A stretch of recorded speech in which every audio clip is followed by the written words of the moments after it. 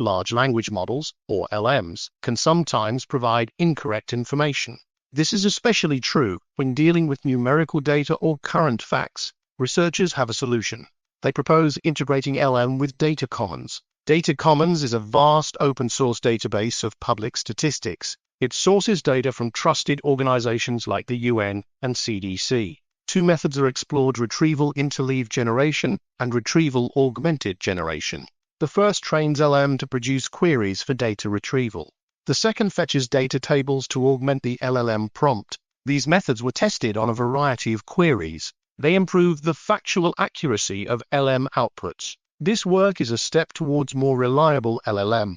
These enhanced models will be grounded in verifiable statistical data and capable of complex reasoning.